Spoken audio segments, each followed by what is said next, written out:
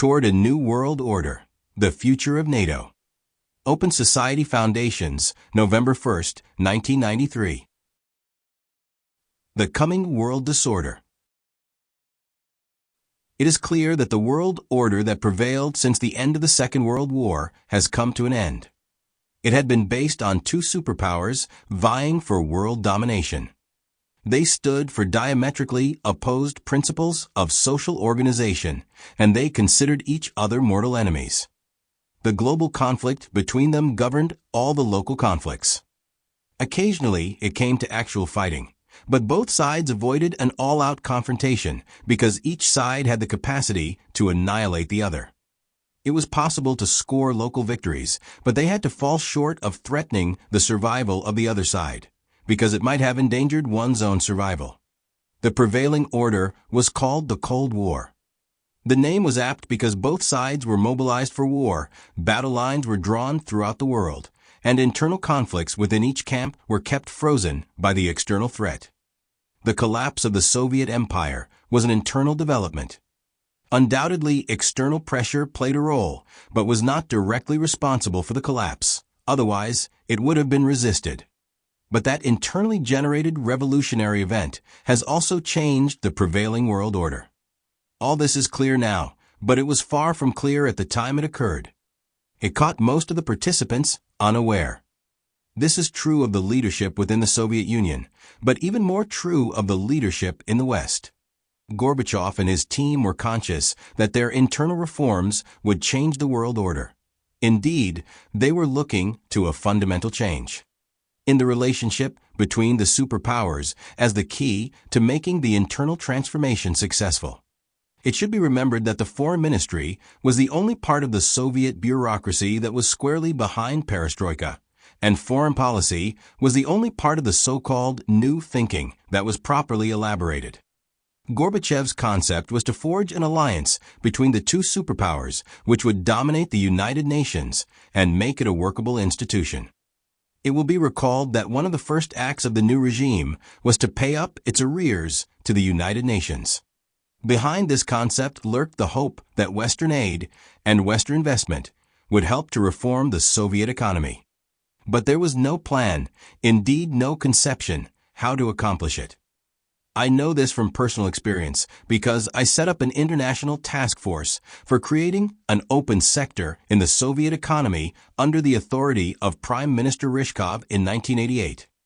And I was appalled by the lack of clarity and the inability to implement anything that characterized the proceedings. Even so, events could have taken a different course if the Western leadership had any comprehension of what was going on in the Soviet Union. It would not have been so difficult to assist Gorbachev to produce some positive results, so as to show that perestroika could work. But the idea that Gorbachev was genuinely seeking both assistance and alliance simply did not penetrate into the minds of a leadership that was bent on waging the Cold War. By the time it did, it was too late, or at least it could be argued that it was too late. Even today, the collapse of the Soviet Empire is not properly understood. This is not just the normal delay in registering change. There is a fundamental lack of understanding which comes from working with false premises. The State Department is concerned with the relationship between states. That was appropriate during the Cold War, when the world map was well defined and kept in place by the rivalry between the two superpowers. But it is not appropriate today, when existing states and empires are breaking down and new states are brought into existence, many of which do not really qualify as states. We need a totally different conceptual framework for dealing with this situation, because it involves not only relationships between states, but also relationships within states, or what used to be states. It is a characteristic of revolutions that people do not fully understand what is going on. That is why events spin out of control and the prevailing order breaks down. There is no doubt that the collapse of the Soviet system amounts to a revolution, and this fact is now generally recognized. But the collapse of the Soviet Empire has also brought about a revolutionary change in the prevailing world order, and this fact is not properly recognized. Indeed, it is widely ignored. People in the former Soviet Empire cannot help being aware of the revolution, but people in the Western world have not been so directly affected.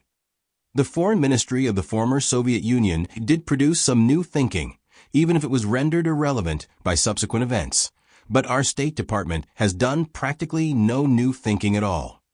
Unless we develop a new frame of reference, the world order that prevailed since the Second World War is likely to be followed by world disorder. A conceptual framework. I should like to put before you a conceptual framework in terms of which the present situation can be understood. It has two major components.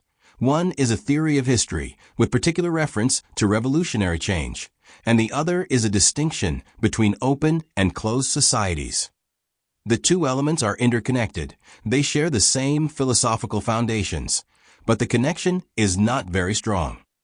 It is possible to distinguish between open and closed societies, as Karl Popper did, without any insight into the process of revolutionary change.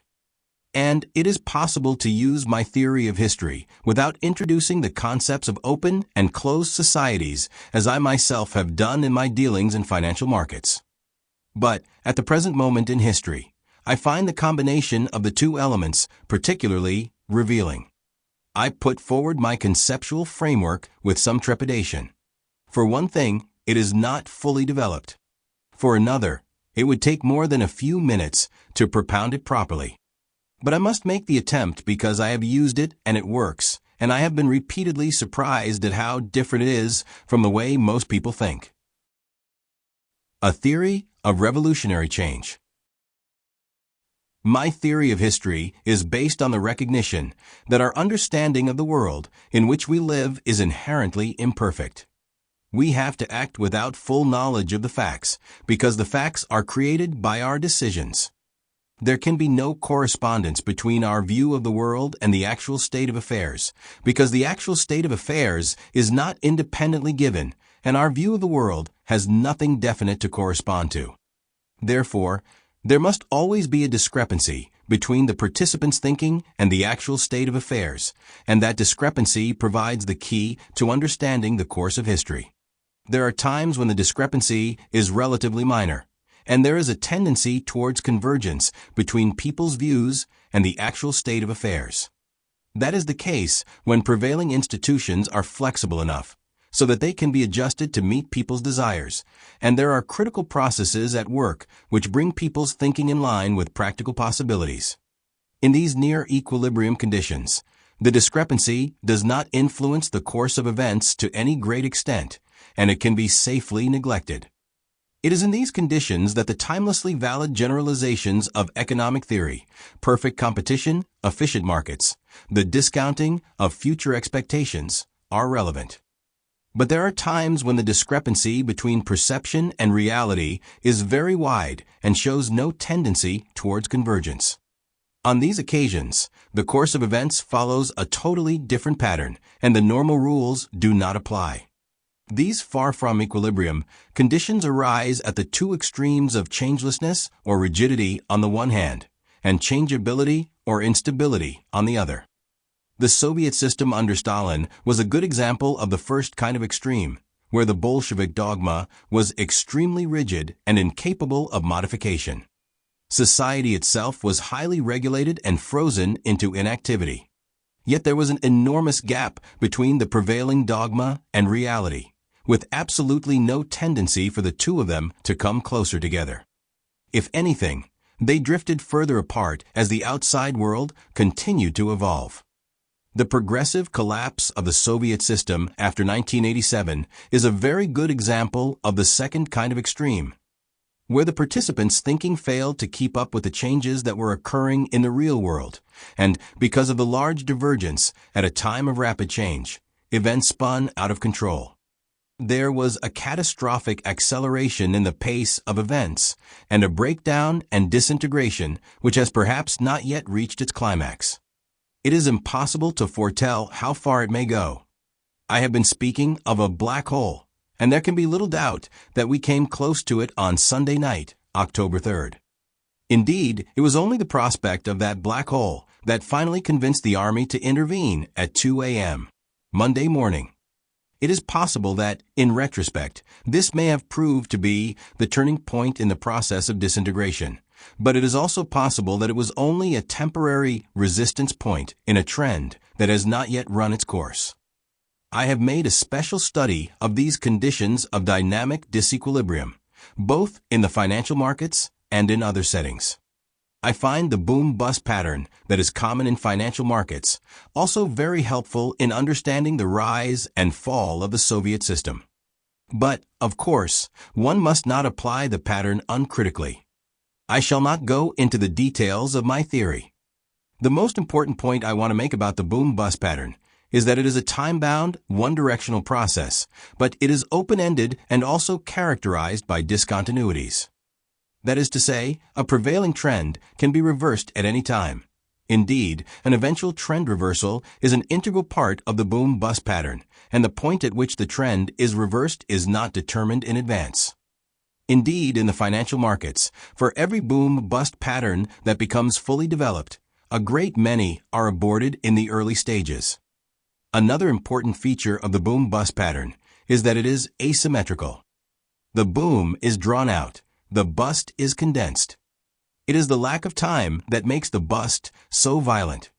Events happen so fast that it is very difficult to adjust one's thinking and behavior to changing circumstances. Policies which would have been appropriate in the early stages are ineffective or counterproductive at another. This can be very disorienting, especially when people do not recognize a distinction between near equilibrium and far from equilibrium conditions. Open and closed societies. This brings me to the second part of my conceptual framework. To understand the current situation, I contend that it is very useful to draw a distinction between open and closed societies.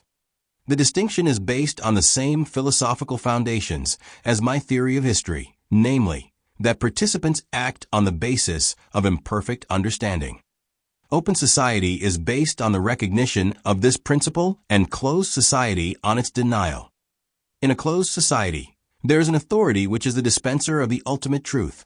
Open society does not recognize such authority even if it recognizes the rule of law and the sovereignty of the state. The state is not based on a dogma, and society is not dominated by the state. The government is elected by the people, and it can be changed.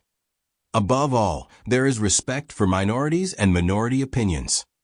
I think the distinction between open and closed societies is more revealing in the present situation than the Cold War distinction between communism and the free world, because it allows us to see the Soviet system as just one particular form of closed society. The important thing to recognize is that an open society is a more advanced, more sophisticated form of social organization than a closed society. In a closed society, one particular point of view prevails, but in an open society, every citizen is both allowed and required to have his own point of view. This means that an open society is both more desirable and more vulnerable. While a closed society may expend practically all its energies on maintaining the existing order, an open society takes a state of law for granted and builds a complex structure of institutions on top of it capable of producing wealth, prosperity, and progress. The structure cannot evolve if the proper foundations are missing, and it can collapse if the foundations are disturbed. A diagnosis of the present situation. The Soviet system was a universal closed society because communism was a universal dogma. But the system has broken down and communism, as a dogma, is well and truly dead. There was a chance, at the early stages of the breakdown, to make the transition to a universal open society. But that would have required a major effort on the part of the free world, and the effort was not forthcoming. Therefore, that option is no longer open. The universal closed society, held together by communist dogma, has broken down into its territorial components. Some parts, like Poland and Hungary, are making progress towards a more open society, but even these countries tend to fall back on what prevailed before the communist regime. Other parts are reconstituting themselves as more or less closed societies, or they just continue to disintegrate. To constitute a closed society, you need to mobilize society behind the state. Since communism is dead and universal ideologies are generally discredited, a closed society needs to be based on a national or ethnic principle. To establish such a principle, you need an enemy. If you don't have one, you need to invent it. In the post-communist world, you don't need to go very far to find an enemy because communism generally neglected or oppressed national aspirations. Milosevic has provided the new paradigm. As head of the Communist Party in Serbia, he decided to change horses, and he discovered that nationalism is a much more vigorous animal than communism. He became popular when he asserted Serbian supremacy over Kosovo in a speech he delivered April 24, 1987 at Kosovo Palj. Events might have taken a different course if the economic reforms introduced by the federal prime minister, Andi Markovic, on January 1, 1990, the same date as the Big Bang in Poland, had borne fruit. At first, the stabilization program was even more successful than in Poland, but in the course of the Serbian elections, Milosevic raided the federal treasury and destroyed the stability of the currency. From then on, he set the agenda.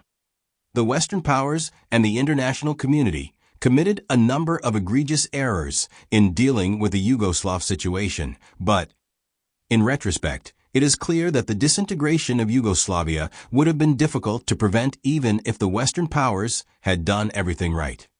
The ease with which Milosevic destroyed the economic reforms instituted by Markovic proves the point.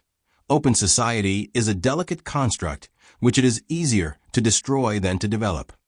This conceptual framework seems to provide a fairly accurate diagnosis of the situation. The trend is set in the direction of nationalist dictatorships and/or economic collapse. With the rise of nationalism hastening the economic breakdown, and the breakdown eventually leading to the rise of a military strongman espousing nationalist principles. This sequence of events is not inevitable, but it would require resolute action to avoid it. Milosevic, on his own, does not constitute a security threat to Europe or to the rest of the world, but nationalist dictatorships do. That is the point that European statesmen who are set on appeasing Milosevic fail to understand. Already Serbia has a worthy counterpart in Croatia.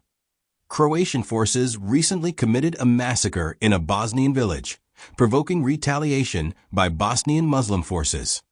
The effect is to force Bosnian Croats to flee from areas where they are in a minority to areas held by Croat forces, thereby constituting a majority there. It is very tempting to appeal to nationalist emotions in order to divert attention from economic failure. Misiar is doing it right now in Slovakia. Iliescu in Romania relies on extreme nationalists for his parliamentary majority, and Antol in Hungary flirted with doing so. But, paradoxically, when economic disintegration is too advanced, it may be too late to mobilize society behind a national cause. That was certainly the case in Ukraine, where Kravchuk tried to play the nationalist card in connection with the Black Sea Fleet but failed, and it may also be true of Russia. If that is so, the danger of a nationalist dictatorship emerging in Russia, which is, after all, the most important country from a security point of view, will be the greatest after the economy has stabilized. It is still possible to avert the danger, but who is going to make the effort? That is where my conceptual framework fails to provide an answer. The so-called free world failed to rise to the challenge when it would have been possible to set in motion a trend towards an open society. Why should it do anything now, when events are clearly going in the wrong direction, and the free world has increasing problems of its own? The need for collective security. We did not oppose the Soviet Union because it was a closed society, but because it posed a threat to our existence.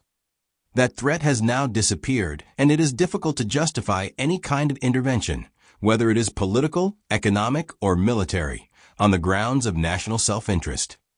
It is true that the danger of some kind of nuclear disaster remains, but it concerns the rest of the world at least as much as it concerns us. Therefore, the only basis for action is collective security. And that is where the problem lies. The collapse of the Soviet Empire has created a collective security problem of the utmost gravity. Without a new world order, there will be disorder. That much is clear. But who will act as the world's policeman? That is the question that needs to be answered. The United States, as the remaining superpower, is weighed down by domestic difficulties which derive, at least partially, from the burdens of being a superpower. We are not like England in the 19th century which, as the main beneficiary of the world trading system, could afford to maintain a fleet in being that could be sent to distant trouble spots. There is a discrepancy between the needs of the world for a new world order and the national self-interest of the United States. The United States cannot be expected to act on its own. Can it act in concert with others? Let's take a look at Europe. Europe has responded to the Soviet collapse and the reunification of Germany by accelerating the integration of the European community. But the reunification of Germany created a dynamic disequilibrium in the European monetary system, and the attempt to establish a common European foreign policy came a cropper in Yugoslavia. As I have explained on a different occasion, the Maastricht Treaty turned into a boom-bust sequence, which is now self-reinforcing in the negative direction. How far the process of disintegration will go is impossible to say, but it may go much further than currently anticipated unless resolute action is taken to reverse it. George Soros, Prospects for European Disintegration. The Soros Foundation's, New York, September 29th. The United Nations might have become an effective organization if it were under the leadership of two superpowers cooperating with each other. As it is, the United Nations has already failed as an institution which could be put in charge of U.S. troops. This leaves NATO as the only institution of collective security that has not failed, because it has not been tried. NATO has the potential of serving as the basis of a new world order in that part of the world which is most in need of order and stability. But it can do so only if its mission is redefined. There is an urgent need for some profound new thinking with regard to NATO. The future of NATO. The original mission was to defend the free world against the Soviet Empire. That mission is obsolete, but the collapse of the Soviet Empire has left a security vacuum, which has the potential of turning into a black hole. This presents a different kind of threat than the Soviet Empire did. There is no direct threat from the region to the NATO countries. The danger is within the region, and it concerns conditions within states as much as relationships between states. Therefore, if NATO has any mission at all, it is to project its power and influence into the region, and the mission is best defined in terms of open and closed societies. Closed societies based on nationalist principles constitute a threat to security because they need an enemy, either outside or within. But the threat is very different in character from the one NATO was constructed to confront, and a very different approach is required to combat this threat. It involves the building of democratic states and open societies and embedding them in a structure which precludes certain kinds of behavior. Only in case of failure does the prospect of military intervention arise. The constructive, open society building part of the mission is all the more important because the prospect of NATO members intervening militarily in this troubled part of the world is very remote. Bosnia is ample proof. Partnership for peace as proposed. Unfortunately, the American proposal for the forthcoming NATO summit, the so-called Partnership for Peace, does not deal with this issue at all. It is a very narrow, technical proposal for holding common exercises and otherwise preparing for possible future cooperation with member countries of the former Warsaw Pact. The scope of possible future cooperation is described as peacekeeping, crisis management, search and rescue missions, and disaster relief. While useful as far as it goes, it fails to address the conflicting security needs of the countries concerned. The countries of Central Europe are clamoring for full membership of NATO as soon as possible, preferably before Russia recovers. Russia objects, not because it harbors any designs on its former empire, but because it sees no advantage in consenting. Its national pride has been hurt, and it is sick and tired of making concessions without corresponding benefits. The Partnership for Peace, far from being the product of profound new thinking, is a rather superficial attempt to paper over the differences by making an overture to all the former members of the Warsaw Pact indiscriminately, while leaving the prospect of some countries joining NATO deliberately vague. It may end up engendering more conflicts than it resolves. This is a great pity, because the conflicts could be easily avoided if the real needs of the region were addressed. The primary need is for constructive engagement in the transition to democratic, market-oriented, open societies. This requires an association or alliance which goes far beyond military matters and contains a significant element of economic assistance. Both the military and the economic aspects of the alliance have to relate to internal political developments within states as much as to relationships between states. Because peace and security in the region depend first and foremost on a successful transition to open society. A real partnership for peace. The mission of this new kind of alliance is so radically different from the original mission of NATO that it cannot be entrusted to NATO itself. If it were, it would change NATO out of all recognition. A different kind of organization is needed, and the proposed Partnership for Peace could be that organization. The Partnership for Peace would not contain any of the automatic guarantees which have given NATO its clout. In the current unstable conditions, that would be unthinkable. Its main task would be to help with the process of transformation into open societies. For that purpose, it must lay the emphasis on the political and economic aspects of the transformation. In order to have any clout at all, the Partnership for Peace must have a structure and a budget. That is what NATO could bring to the table. NATO has a unified command structure which brings together the United States and Western Europe. There are great advantages in having such a strong Western pillar. It leads to a lopsided structure firmly rooted in the West. This is as it should be, since the goal is to reinforce and gratify the desire of the region for joining the open society of the West. It would be an express condition of membership in the Partnership for Peace that NATO is free to invite any member country to join NATO. This would avoid any conflict that could arise either from the enlargement of NATO against the wishes of Russia or from giving Russia veto over NATO membership. The specter of the past looms large. One must avoid the suspicion of either a new cordon sanitaire or a new Yalta. A Partnership for Peace along the lines outlined here would avoid both suspicions. It must be attractive enough to induce Russia to subscribe. If it does, there is nothing to prevent countries like Poland, the Czech Republic, and Hungary from being admitted to some form of membership in NATO, the character of which would depend on their internal development. The budget of the Partnership for Peace must come out of the NATO budget. There may be some elements in the military-industrial complex that may object to such a reallocation of resources, and they have a strong argument in their favor. If nothing is done on the economic and political front, defense budgets will soon have to be increased rather than reduced. But if the Partnership for Peace is successful, a more than proportional reduction in defense budgets could be sustained. It is on this issue that political leadership must be brought to bear. There is a clear and present danger to our collective security. The Yugoslav experience has shown that military intervention is not a viable option. Therefore, the only way to deal with it is by constructive engagement, including economic aid. But economic aid does cost money, and the money can only be found in the defense budgets. It should still produce a net reduction in defense expenditures. The countries of Europe must bear a larger share of the cost and have a correspondingly larger say in NATO.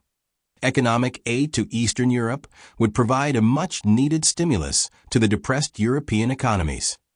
The fact that the present command structure of NATO is too lopsided in favor of the United States is well recognized by all parties. Making NATO the pillar of the Partnership for Peace would hasten the process of adjustment. Specifically, it should induce France to re-enter as a full member. that would serve as the test of the success of its internal reorganization. There is only one deficiency in this design. It leaves Japan out of account. Japan should be asked to join NATO. Then we would have the beginnings of an architecture for a new world order. It is based on the United States as the remaining superpower and on open society as the organizing principle. It consists of a series of alliances, the most important of which is NATO, and, through NATO, the Partnership for Peace which girds the Northern Hemisphere. The United States would not be called upon to act as the policeman of the world. When it acts, it would act in conjunction with others. Incidentally, the combination of manpower from Eastern Europe with the technical capabilities of NATO would greatly enhance the military potential of the partnership because it would reduce the risk of body bags for NATO countries, which is the main constraint on their willingness to act. This is a viable alternative to the looming world disorder. Problems of economic assistance. It should be recognized that providing economic assistance to the former Soviet Union has been an unmitigated failure. I like to divide the history of Western assistance into three phases. First, when Western assistance should have been promised, but was not. Second, when it was promised, but it was not delivered. And third, when it is delivered, but it does not work. We are now entering the third phase. One of the reasons for the failure is that each donor country is acting on its own and is guided by its own interests and not that of the recipients. In my foundation, we describe Western assistance to the formerly communist countries as the last bastion of the command economy. That may be unavoidable, but at least there ought to be a unified command. In this respect, NATO offers a better culture than the European Commission, which has been put in charge of coordinating economic assistance. The G7 ought to have developed a command structure for dealing with economic aid to the former Soviet Union, but did not. There is much to be gained from giving the task to the Partnership for Peace. For one thing, it would put the emphasis on conflict prevention rather than intervention. For another, it would put the economic cost in the context of the gain in security. Incidentally, it would focus attention on the constituency in the former Soviet Union, which is the most important from a security point of view, namely the military. In current economic conditions, even very small expenditures benefiting the military would have a major effect in their attitude and behavior. A strong case can be made that economic assistance to Russia and the other newly independent states is justified only in the context of a partnership for peace. If my earlier analysis is correct, the danger of nationalist dictatorships arising is the greatest after the economy has stabilized. It is imperative to create a structure that obviates the danger. Economic cooperation. The multilateral structure of the partnership would be particularly useful in re-establishing economic ties among the member countries of the former Soviet Union. There is an urgent need for some kind of economic union because the Soviet economy was totally centralized with very little redundancy built into the system, and if the lifelines are cut, individual countries bleed to death, as the example of Ukraine demonstrates. But the newly independent states justly fear the prospect of renewed domination by Moscow, and Western participation could allay their fears. Perhaps the greatest accomplishment of the Marshall Plan was that it fostered European cooperation. The need for cooperation among the formerly communist countries is even greater than it was in post-war Europe, and it is in this field that the Partnership for Peace could make its greatest contribution to security. But the reform and reconstruction of economic ties among the formerly communist countries should not be pursued at the expense of their integration into the European economy. Countries like Hungary have almost completely broken their dependence on the Soviet market. They need better access to European markets more than any other form of economic assistance. By allowing differentiated treatment, including membership in the European Union and NATO, the Partnership for Peace should help fulfill their aspirations. Conclusion. I realize that the mood in the NATO member countries is not favorable for the kind of radical new departure I advocate. But at least the need for it is recognized. Otherwise, the paltry measures offered by the U.S. administration would not have been named Partnership for Peace. I am convinced that the kind of partnership for peace I outlined here is feasible. It would be welcomed by both Russia and the other newly independent states, as well as the countries of Central Europe.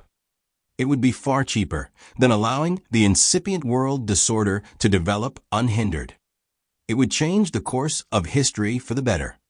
There is little time left before the January NATO summit and President Clinton's visit to Moscow. Nevertheless, I hope that my proposal will receive serious consideration.